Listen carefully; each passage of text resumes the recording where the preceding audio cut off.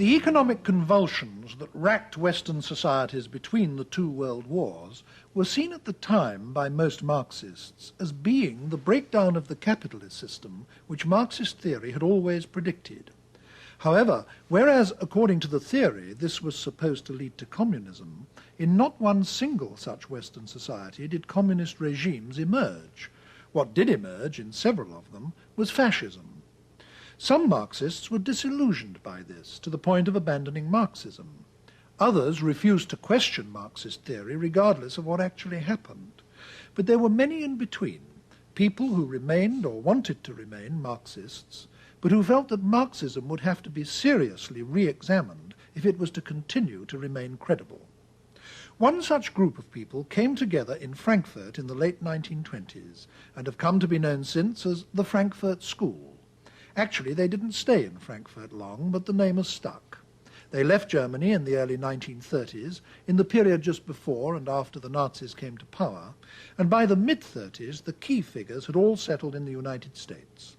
These, to mention three, were Adorno, a man who seemed equally at home in philosophy, sociology and music, Horkheimer, a philosopher cum sociologist, less brilliant than Adorno but perhaps more solid, and the one who has turned out in the end to be the most famous and influential of them all, the political theorist Herbert Marcuse.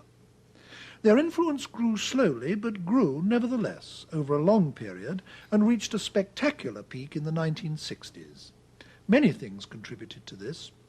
One was the powerful revisionist movement among Marxist in communist countries throughout Eastern Europe, culminating in the Prague Spring of 1968. This put the Frankfurt School in line for the first time with real-life developments inside the communist world.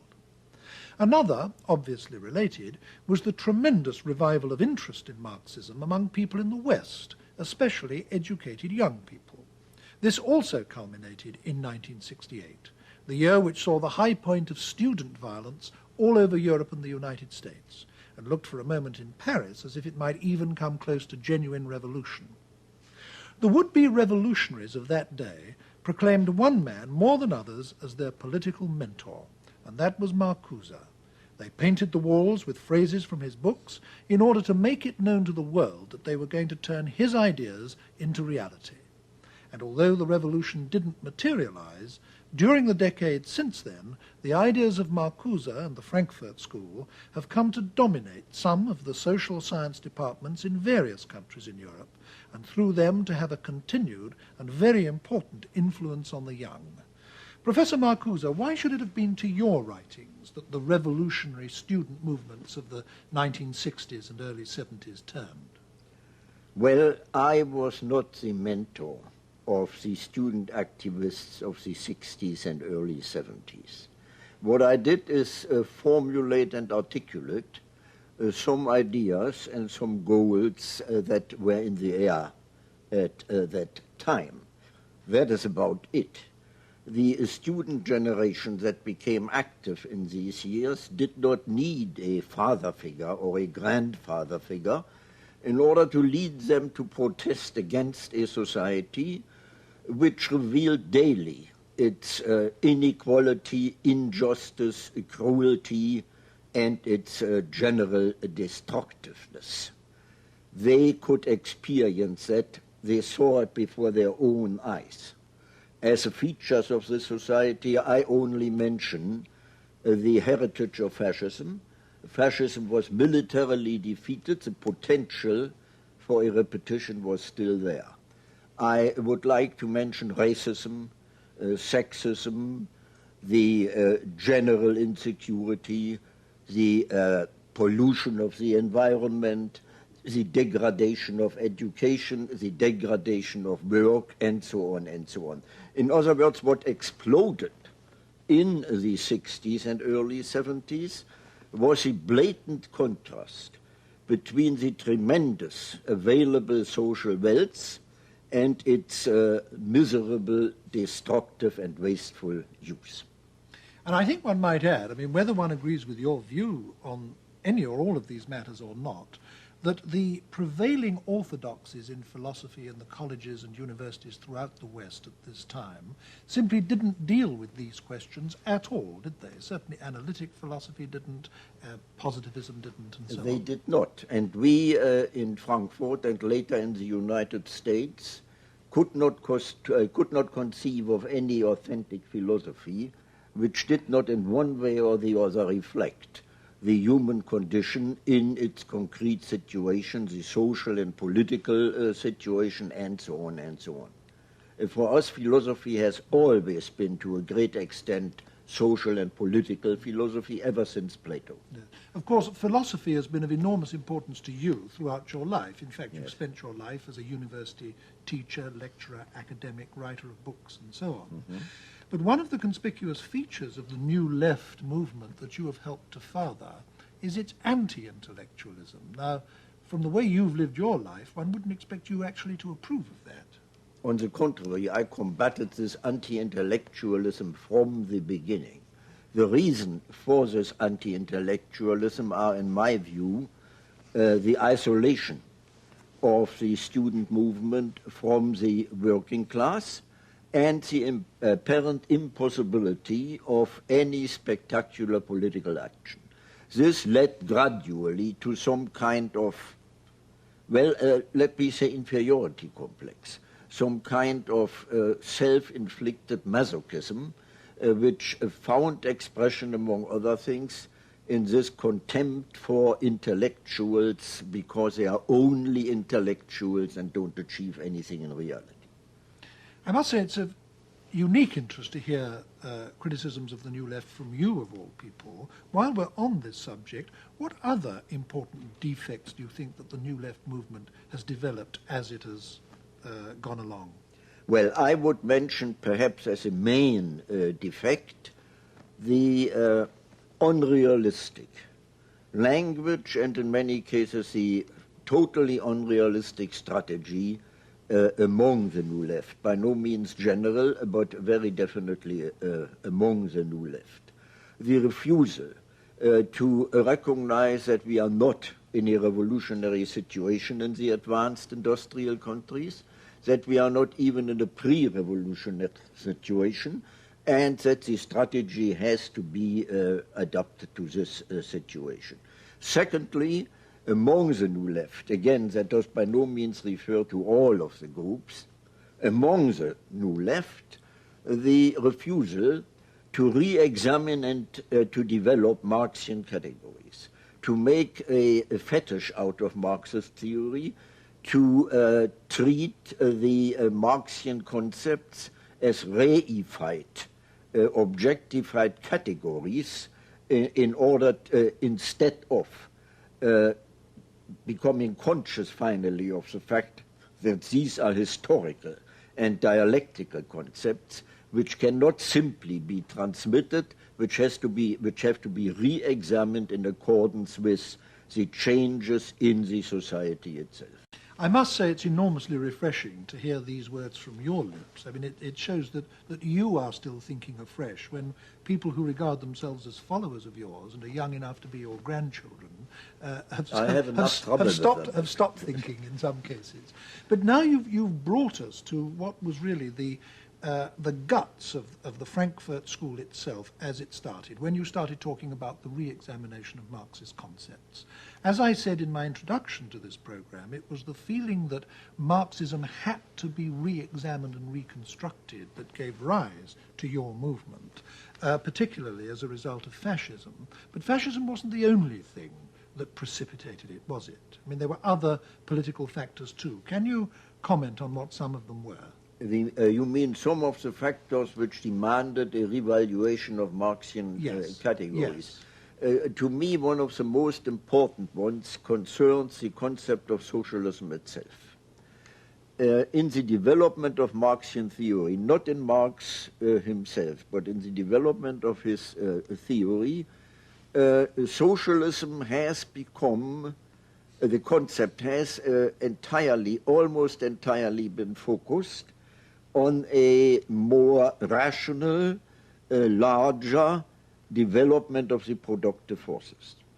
on an ever higher productivity of labor, on a more rational distribution of the project, instead of stressing that a socialist society, as Marx envisaged it, at least the younger Marx envisaged it, was a society qualitatively different from all preceding societies.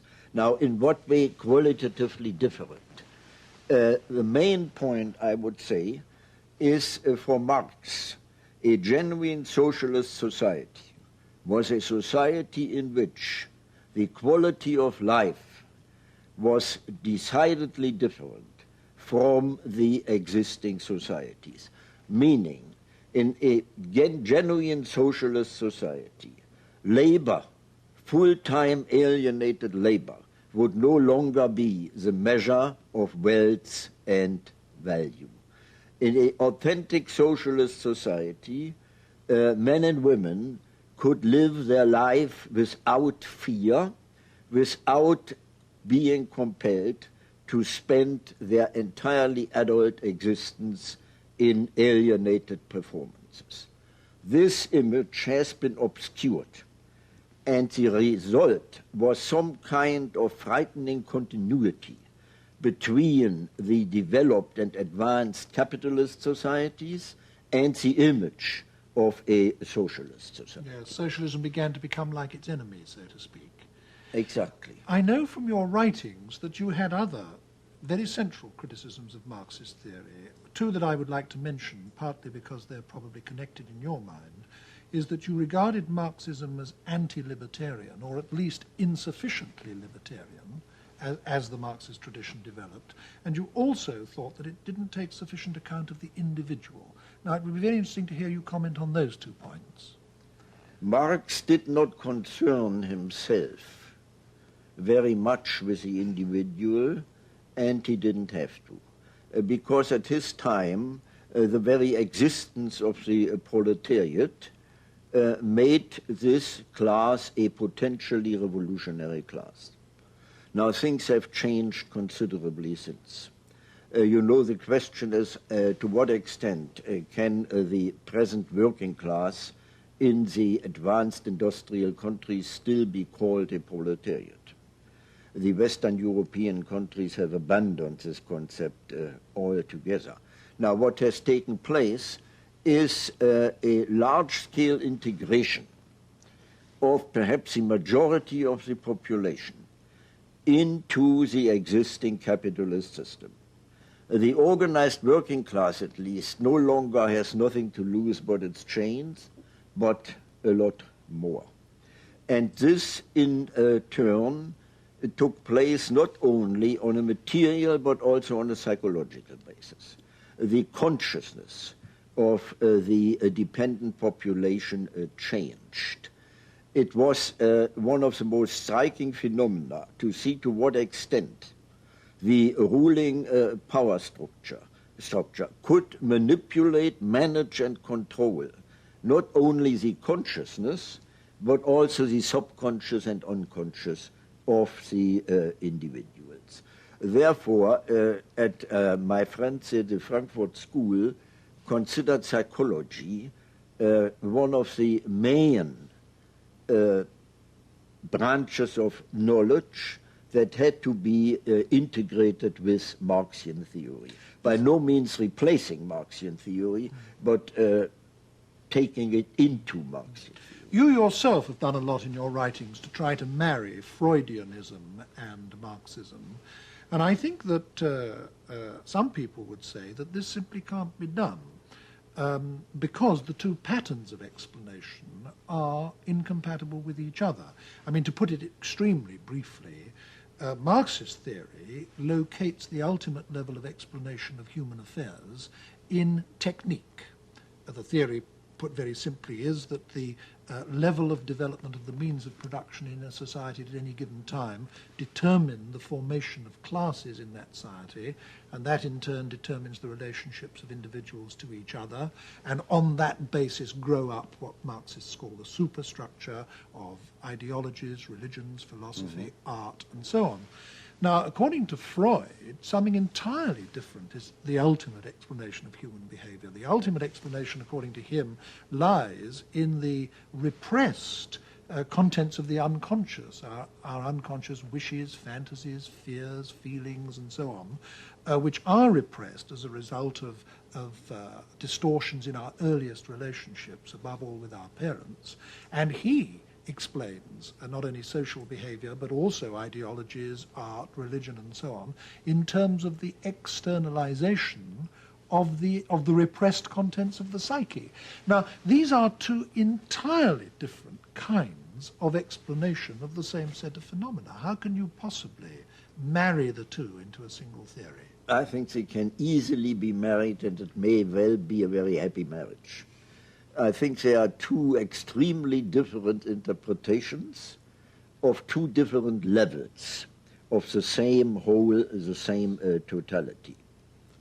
The primary drives, the unconscious primary drives, which Freud stipulated, namely erotic energy and destructive energy, eros and thanatos, develop within a specific given social framework, which in one way or the other regulates the manifestation of these primary drives. Now, the social impact goes even further than that. According to Freud, the more intense the repression in a society, the more what happened is a mobilization of surplus aggressiveness against this repression. Now, since, again according to Freud, repression is bound to increase with the progress of civilization, at the same time and parallel to it, aggressive energy, surplus aggressiveness, is going to be mobilized and is going to be released. In other words, with the progress of civilization, we will have a progress in destructiveness. And it seems to me no hypothesis can better explain what happens today than that one. I think the following thought will occur to some people listening to our discussion up to this point. You have catalogued a very formidable list of defects in Marxist theory and prediction. The failure to predict the future success of capitalism, the anti-libertarian element in Marxism, the absence of any theory or attitude to the individual. You've also talked about other entirely new theories like Freudianism, which came on the scene after Marx and therefore couldn't have been accommodated by Marx in his outlook.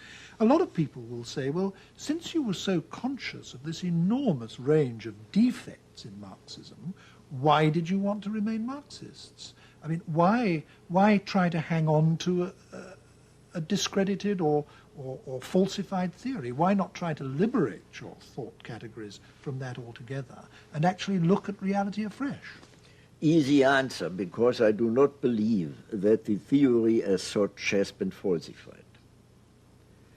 What has happened is that some of the concepts of Marxian theory, as I said before, will have to be re-examined. But this is not something from outside brought into Marxist theory. That is something Marxist theory itself, as a historical theory, demands. Now, it is relatively easy for me to enumerate, to give you a catalogue of the decisive concepts of Marx which have been corroborated in the development of capitalism. The concentration of economic power, the fusion of economic and political power, the increasing intervention of the state into the economy, the increasing difficulties in stemming the decline in the rate of profit, the need for engaging in a neo-imperialism in order to create markets and possibilities of enlarged accumulation of capital, and so on. I think this is a formidable catalogue, and it speaks a lot for Marxian theory. Well, I don't want to get into a political argument. I'd love to do that, as Why a matter not? of fact. But, well, the purpose of this programme is to elicit your views on a further range of topics.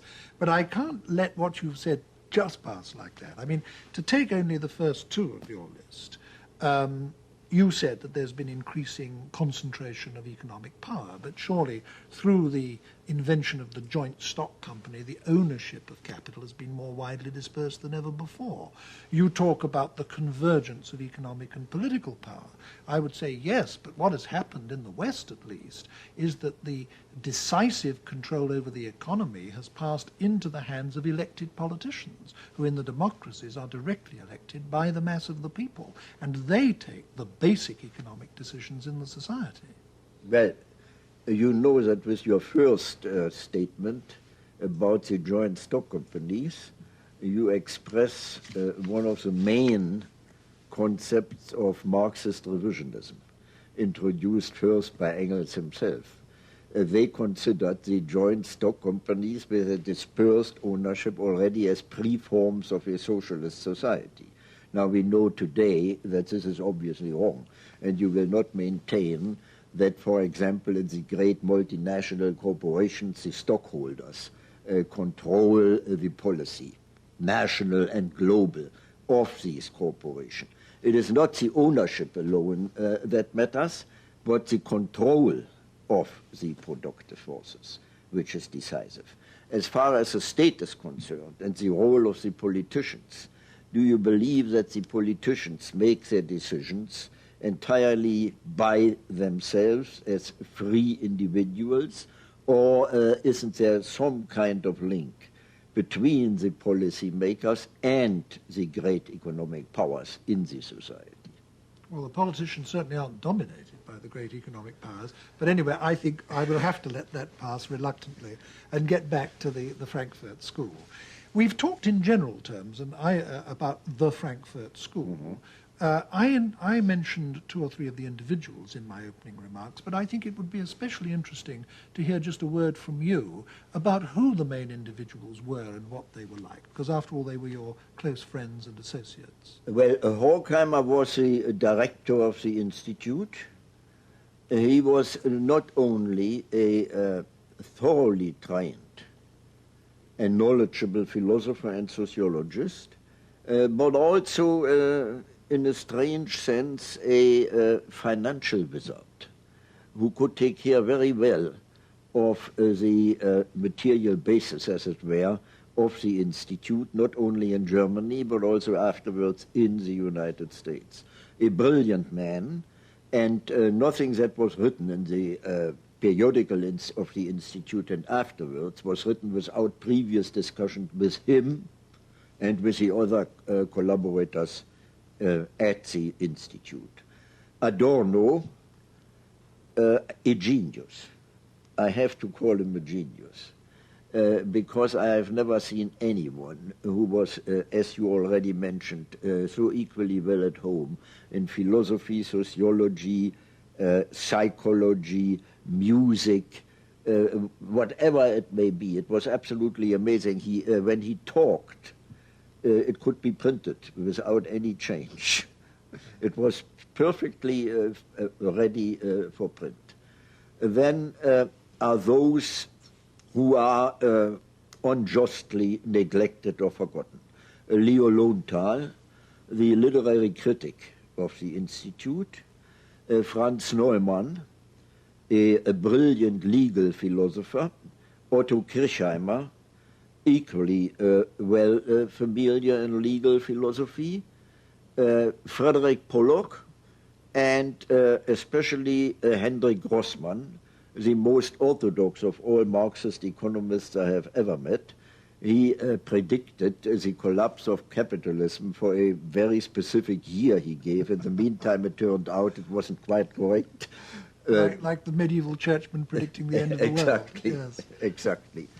Yeah. And Pollock, who after all wrote, I think, the first article in which he tried to argue that there are no compelling internal reasons why capitalism should collapse.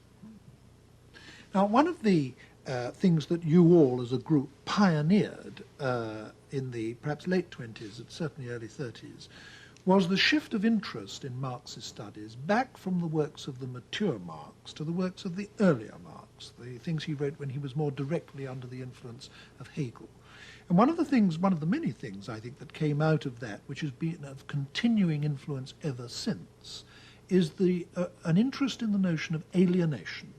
I think alienation in its modern sense was coined by Hegel, taken up and given a new significance by Marx, and then almost, you can say, fell out of Western thought for nearly 100 years.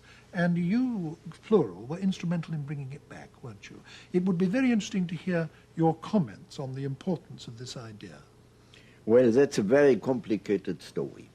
According to Marx, alienation was a socio-economic concept. And it meant, basically, this is a very brutal abbreviation, that under capitalism, men and women could not, in their work, fulfill their own individual humane faculties and needs. That this was due to the capitalist mode of production itself, and could only be remedied by radically changing this mode of production. Now today, the concept of alienation has been expanded and extended to such an extent that this original content is almost entirely lost. An extension all too easy, which I consider not only premature, but also wrong, because, for example, not every kind of trouble or problem someone has with his girlfriend or a boyfriend is necessarily due to the capitalist mode of production. In other words, you think that the idea has been trivialized. Trivialized, and it very needs to be restored. Yes, and that it's in its original significance, it is of fundamental importance. Fundamental importance. Yes, yes. We've talked up to this point in our discussion in rather negative terms. We've talked about what the Frankfurt School was against. We've talked about its critique of Marxism and, at least by implication, its critique of the capitalist system. What was its positive contribution?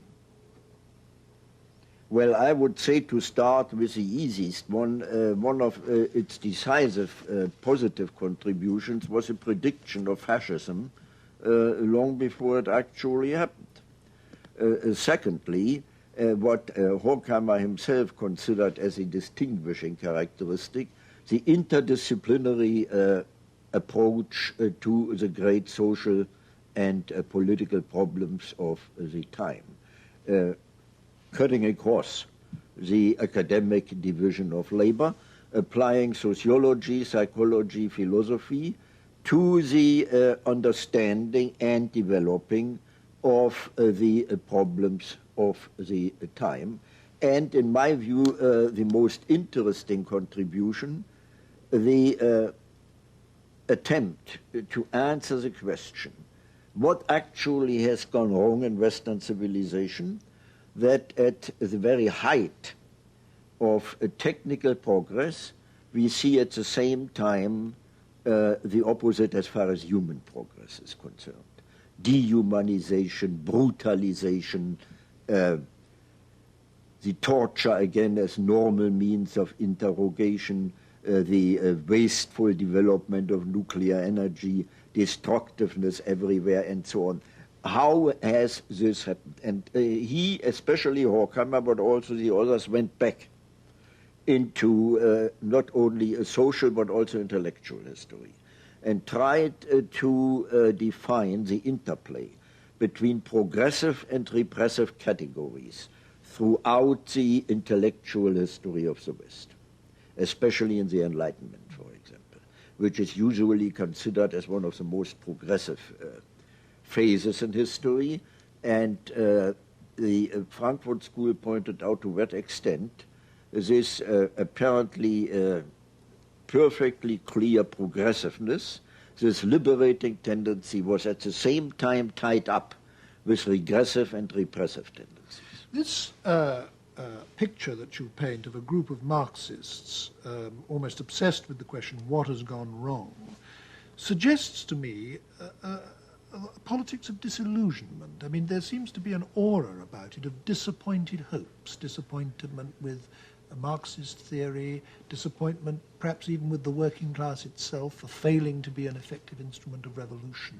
Was there something disappointed or disillusioned or pessimistic at the centre of your approach in those days? Well, if a disappointment means, as you formulated, disappointment with the working class, I would decidedly reject it. None of us has a right to blame the working class for what it is doing or what it is not doing. So this kind of disappointment, certainly not. There was indeed another disappointment, and that seems to me a very objective attitude. I mentioned it before, namely that the incredible social wealth that had been assembled in Western civilization, and mainly as the achievement of capitalism, was increasingly used for destroying rather than constructing a more decent and humane society. If you call that disappointment, yes, but I think it's a very justified and objective disappointment. And you saw your central task as being an investigation of the reasons as to why that was exactly. so. How had it come about? So the essential enterprise of the Frankfurt School was a critical one. Definitely. Yes. Therefore, the term critical theory today for the writings of the Frankfurt School. One thing that the members of the Frankfurt School exhibited very considerable concern with from the beginning was aesthetics. And this, I think, differentiates it from most other philosophies, certainly from most other political philosophies. And you yourself have written a lot in recent years about aesthetic matters. Why did you and your colleagues always regard aesthetics as so important? Well, I believe, and it was Adorno who is to whom I'm closest in this respect, I believe that in art, literature, and music, insights and truth are expressed which cannot be communicated in ordinary language, let's say in prose for brevity's sake, and that with these truths, images, the image of an entirely new dimension is opened, which is either repressed or tabooed in reality. Namely, the image of a human existence and of nature no longer confined within the norms of a repressive reality principle, but really striving for their fulfillment and gratification, even at the price of death and catastrophe. I try to illustrate it by saying that let me use a terrible word, the message of art and literature is that actually the world should be experienced so as the lovers of all times experienced it, as King Lear experienced it, as Anthony and Cleopatra experienced it. In other words, a rupture with the established reality principle, at the same time the invocation of the images of liberation. In other words, what you're saying now ties up with what you were saying very near the beginning of our discussion about your insistence that socialism should be concerned with a different quality of life, exactly, and not only with material exactly, matters. And that means that you, at least, see literature as a repository of new values, and you don't just see it as a critique of existing society or a revolutionary instrument in the way that many Marxist critics, literary critics I would do. say it is all authentic literature is both. It is on the one hand accusation of the existing society, but on the other hand, and internally linked to it, always the images of liberation. I certainly do not believe that you can give any adequate explanation of a literary work simply in terms of the class struggle or whatever it may be. Well, this is a field in which thinkers in the tradition of the Frankfurt School, like yourself, are now doing fresh and original work. What other areas do you think this school of philosophy, this tradition of philosophy, is going to have to concern itself with in the immediate future? Well, I can in this respect only talk of myself. And I would say that far more attention should be paid to the women's liberation movement. I see in the women's liberation movement today a very strong radical potential. Now, I would have to give a lecture in order to explain why I do that. Unfortunately, yeah. I cannot. Let me at least try to say it in two sentences.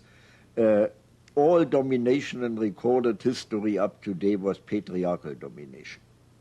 So if we should indeed live to see not only a equality of the woman before the law or whatever it is, but the deployment of what is called the specific feminine qualities throughout the society. For example, non-violence, receptivity, tenderness.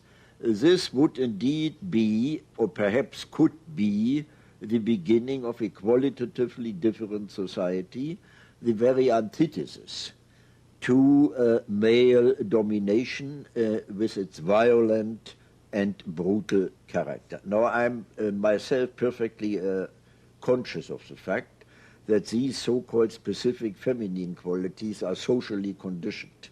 I was going to say, there are people who would regard it as sexist to say that all they right. are specifically feminine. I don't care. They are socially conditioned, but to a great extent they are available, they are there. So why not use them the way they are, regardless of the question as to their origin? I'd like to end our discussion, Professor Marcuse, by putting to you one or two of the main criticisms that are commonly made of your work. I've really put the chief one to you already, and that was a long way back in the discussion when I said to you, given your awareness of so many things wrong with Marxism, why do you remain a Marxist? I won't put that to you again because you've already indicated what your reply is. Because I think it's correct. Yes, but there are others too. For example, it's commonly said of the new left movement that has developed to such a large degree out of your work that it is elitist, that you have these little groups of, for the most part, middle class and some would say self-admiring intellectuals, divorced from the working class, as you yourself acknowledged earlier, regarding themselves as the instruments of revolution. And that the whole thing has become trendy, has become fashionable, and above all has become dissociated with the real working class that it was all supposed originally to be about. Well, the term elitist I would reject entirely. I think it is another expression of the self-inflicted masochism among the new left. It isn't an elitism. What we have are simply groups, which I would like to call catalyst groups, which, because of the privilege of their education and training, indeed develop intelligence, theory, as remote from the material process of production. That cannot be remedied by any dictum. This can be remedied only in the process of change itself. Now, I have never maintained that these catalyst groups could ever replace the working class as subjects and agents of the revolution. They are educational groups, mainly political, but not only political education. Their main task is the development of consciousness, trying to counteract the management and control of consciousness by the established power structure, and so on. But they are certainly not a substitute for the working class itself. Now, the second point you brought up, the language. To a great extent, now, I agree. Was, if I may stop you here, Professor Marcuse, this was something I said to you before we went on the air to tape this program, So let me say it again so that the viewers will know. This was something that I was saying in criticism of you when we were talking earlier. What I said then, and I'll repeat it now, is that I think something that may sound like a trivial criticism, but is not trivial, is that so many of the writings of the Frankfurt School are in fact very, very difficult to read. Worse than that, they're turgid, sometimes unintelligible. I exempt, and I do it sincerely, yours from this. Your writings they're are bad enough. But your writings, Adorno, for example. Earlier in this discussion, you described Adorno as a genius. Now, I find some Adorno literally unreadable. Now, that seems to me to constitute an enormous barrier between the ideas you were trying to disseminate and the public you were trying to disseminate them to. And this is a serious criticism. And if anything, it's made greater by the fact that other alternative philosophies are often expounded by writers who are very good writers. For example, in the analytic tradition, there is almost a tradition of wit and verve. I mean, Bertrand Russell won the Nobel Prize for Literature. So, incidentally, did Jean-Paul Sartre, probably the leading exponent of existentialism. So when one reads existentialism or analytic philosophy... You concealed Heidegger. Well, I deliberately didn't mention Heidegger because he doesn't fit my thesis. Exactly. But nevertheless, I think it is fair to say that the writings of the Frankfurt School as a whole are extraordinarily turgid. Now, why was that? Why is it? Well, to a great extent, to some extent, I agree with you. And I confess that there are many things in Adorno I don't understand. I want at least to say one word about his justification. It was that ordinary language, ordinary prose, even a little sophisticated one, has been so much permeated by the establishment, by the express so much the controls and the manipulation of the individual by the power structure, that already in the language you use, you have to indicate the rupture with conformity. Therefore, the attempt to convey this rupture already in the syntax, in the grammar, in the vocabulary, whatever it may be. Now, whether or not that is acceptable, I don't know. The only thing I would say, there's an equally great danger in premature popularization of the terribly complex problems we face today. We've reached the end of our discussion now, Professor Marcuse, but to close, I would like to put a personal question to you, and I do it because you've had an experience in life which must have happened to remarkably few human beings in history. You've spent almost a whole lifetime as an academic, known to a comparatively small circle, your pupils, the readership of the rather specialized readership of your books and articles. And then suddenly, when you were literally nearly 70, you became, almost overnight, one is tempted to say, a world figure. Now, this is an astonishing thing to happen to anyone. What was it like to have it happen to you? Well, on the one hand, I enjoyed it tremendously.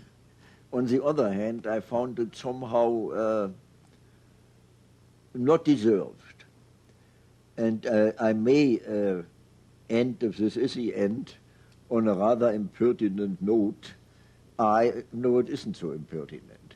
I always said, when I was asked, how is that possible, I said, I appear only as such a figure because the others are still more stupid than I am. But no one could ever have expected it, and I suppose you never expected it, did you? No, I certainly didn't. Well, thank you very much, Professor Marcuse.